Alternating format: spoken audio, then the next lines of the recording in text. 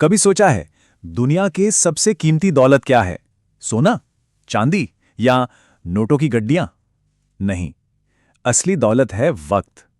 और सबसे हैरानी की बात जानते हैं क्या है? हम इंसान इसी को सबसे ज्यादा बर्बाद करते हैं। अच्छा, मान लीजिए किसी के पास 1 करोड़ रुपए हैं। क्या वो उसे ऐसे ही फालतू में उड़ा देगा? कभी नहीं। लेकिन जब बात वक्त की आती है, जो कि पैसों से भी कहीं ज्यादा कीमती है, तो हम उसे बर्बाद करते हुए एक बार भी नहीं सोचते। पता ही नहीं चलता। तो सवाल यही है जो हमें खुद से पूछना चाहिए। ये जो नंबर है ना, ये सच में चौंका देगा। सोचिए, अगर कोई हर रोज सिर्फ सिर्फ 2 घंटे सोशल मीडिया पर स्क्रॉल करता है, तो पता है साल के आखिर में क्या होता है? वो इंसान अपने लगभग 730 घंटे खो देता है। 730 घंटे, मतलब पूरा का पूरा एक महीना जो बस हवा में उड़ गया। सोच कर देखिए जरा। तो चलिए इस सफर पर निकलते हैं। 5 स्टेप्स हैं। सबसे पहले वक्त की असली कीमत समझेंगे। फिर हमारे समय के जो छिपे हुए दुश्मन हैं उन्हें पहचानेंगे।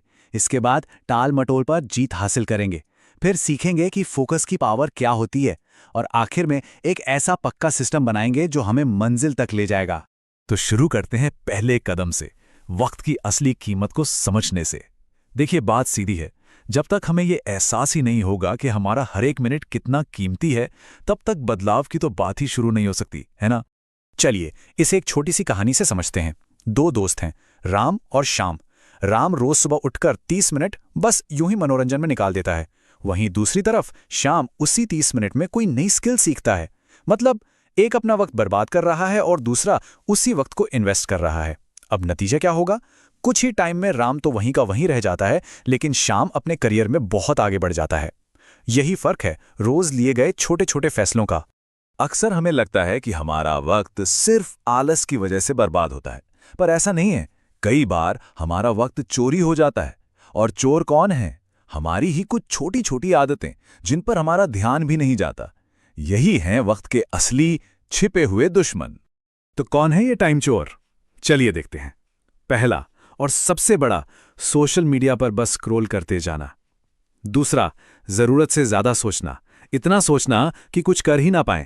इसे एनालिसिस पैरालिसिस भी कहते हैं। फिर है मुश्किल कामों को टालते रहने की आदत। और हाँ, मल्टीटास्किंग का वो झूठा वहम जो असल में हमारी प्रोडक्टिविटी को कम कर देता है। बिना प्लान के दिन शुरू करना। और आखिर में वो नेगेटिव लोग या रिश्ते जो हमारी सारी एनर्जी चूस लेते हैं। बस इनमें से किसी एक को भी पहचान लिया तो समझो आधा काम हो गया। चलिए अब बात करते हैं उस सबसे बड़े दुश्मन की, जिससे हम सब कभी ना कभी जरूर लड़े हैं, और वो है टाल मटोल, यानी कि प्रोक्रेस्टिनेशन। अब देखते हैं कि इस कल करेंगे वाली आदत को अभी करेंगे में कैसे बदला जाए। एक बात समझनी बहुत जरूरी है। टाल मटोल का मतलब सिर्फ आलस नहीं होता। नहीं, इसके पीछे छिपे होते हैं डर, इनसिक्योरिटी और हर चीज को बिल्कुल परफेक्ट करने का दबाव। हम बस उस एकदम सही मौके का इंतजार करते रह जाते हैं, और वो सही मौका शायद कभी आता ही नहीं। तो इससे जीतें कैसे? 3 बहुत आसान तरीके हैं। पहला, कोई भी बड़ा काम हो उसे छोटे छोटे मैनेजेबल टुकड़ों में बांट लो। दूसरा, 2 मिनट रूल। अगर कोई काम 2 मिनट से कम में हो सकता है तो सोचो मत, बस तुरंत कर डालो। और तीसरा और सबसे जरूरी, बस शुरू कर दो। परफेक्ट शुरुआत का इंतजार मत करो, एक्शन लेना ज्यादा जरूरी है। प्रोग्रेस वहीं से शुरू होती है। ठीक है, तो हमने टाल मटोल को तो समझ लिया। अब अगला स्टेप क्या है? अपनी एनर्जी को सही जगह लगाना, उन चीजों पर जो सच में मैटर करती हैं। और यहीं पर एंट्री होती है फोकस की जादुई पावर और 80-20 रूल की। ये 80-20 रूल, जिसे परेटो प्रिंसिपल भी कहते हैं, बहुत कमाल की चीज है। ये कहता है कि हमारे 80% रिजल्ट्स हमारी सिर्फ 20% कोशिशों से आते हैं।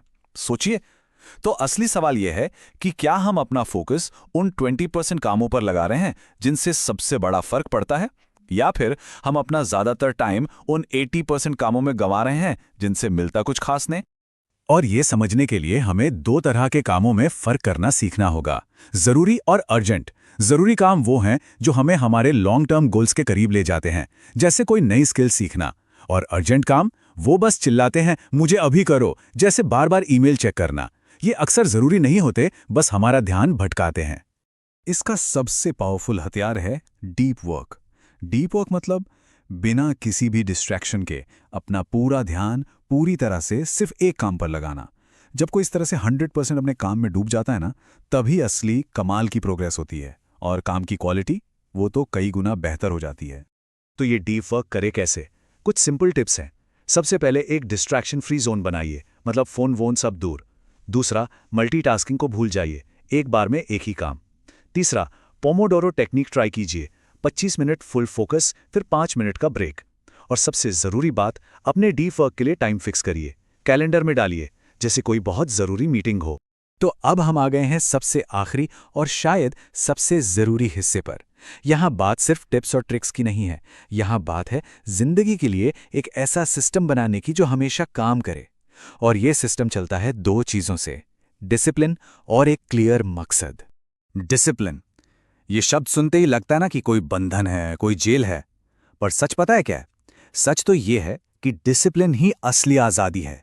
ये हमें हमारे बदलते हुए मूड्स और डिस्ट्रैक्शंस की कैद से आज़ाद करता है, ताकि हम जो करना चाहते हैं वो सच में कर पाएं। तो सवाल ये है कि ये अनब्रेकेबल सिस्टम बनता कैसे है? इसकी रेसिपी में 3 मेन चीजें हैं। पहला, एक सॉलिड डेली रूटीन। दूसरा, टाइम ब्लॉकिंग, यानी दिन के हर घंटे को एक काम सौंप देना। और तीसरा, अपने गोल्डन आवर्स को पहचानना, वो टाइम जब एनर्जी सबसे ज्यादा होती है और सबसे मुश्किल काम उसी वक्त करना। पर इन सबको जो चीज गोंद की तरह जोड़कर रखती है वो है आपका क्यों। मतलब जब हर छोटा काम जिंदगी के किसी बड़े मकसद से जुड़ा हो तो यह सिस्टम कभी टूटता नहीं। तो एक बात हमेशा याद रखनी है, टाइम मैनेजमेंट का मतलब सिर्फ टू डू लिस्ट खत्म करना नहीं है। नहीं, हमारा वक्त हमारे फ्यूचर में किया गया एक इन्वेस्टमेंट है। हर एक मिनट जिसे हम सोच समझकर इस्तेमाल करते हैं वो हमें हमारे सपनों के एक कदम और करीब ले जाता है। तो इस पूरी बातचीत को यहीं एक सीधे से सवाल पर खत्म करते हैं, क्योंकि बदलाव बातों से नहीं, एक्शन से शुरू होता है और अभी से शुरू होता है। सवाल यह है कि आने वाला अगला 1 घंटा